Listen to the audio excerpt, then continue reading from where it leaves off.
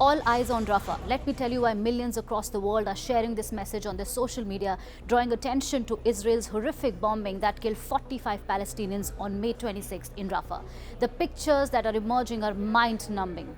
Eyewitnesses talk about burnt bodies and screams of children being heard all night before they went silent. The details are disturbing, so viewer discretion is advised. 8 Israeli missiles tore through tents where many displaced Palestinians, including women, children and the elderly, had taken shelter. 45 burned to death. People say that anyone who's moving in and around that area in Rafah is being shot by Israeli drones. It was a camp in a designated safe zone where people were seeking shelter, escaping Israel's tanks and bombs. Israel says its targets were Hamas terrorists and that those deaths was a tragic mistake. But many, including Israel's own allies, are not okay with its explanation. The United Nations has said that Gaza has become hell on earth. As a result of this, hashtag All Eyes on Rafah began trending on social media as several celebrities, influencers and users shared messages of support for Gaza. Many were even trolled for speaking up and ended up deleting their messages. For example, cricketer Rohit Sharma's wife Ritika Sajde. Celebs, those showing solidarity, are demanding an immediate ceasefire, saying killing children and innocent civilians is not acceptable. Now, where is Rafah and what is happening there right now? Rafah is the southernmost city in Gaza where more than 1 million people had sought shelter after Israel started its military offensive after October 7 attacks by Hamas that killed 1,200 Israelis. According to Gaza's health ministry, over 35,000 Palestinians have died so far. Around 80% of Gaza's 2.3 million people have fled their homes. Severe hunger is widespread and UN officials say that parts of the territory are experiencing famine.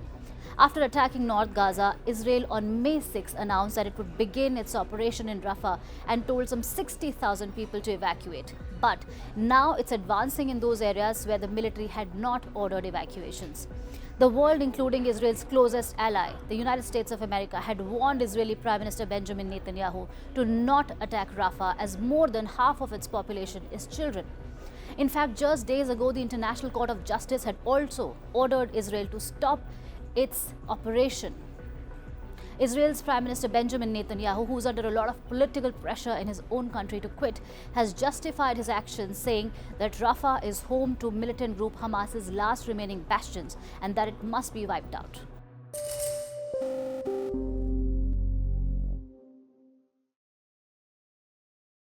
The last hour. Anything can happen between the bells. But what happens during the last hour is what matters the most. The biggest market swings. A close-up look at what's driving them and how the investors are reacting. Watch the most seasoned market mavens guide you through the most important hour of the trading day. NSE Closing Bell. At these times, only on CNBC-TV18 and CNBC-TV18.com. Hey, thank you for watching this on CNBC-TV18. Hope you liked it. For more such interesting news and updates, follow CNBC-TV18 on all the social media platforms.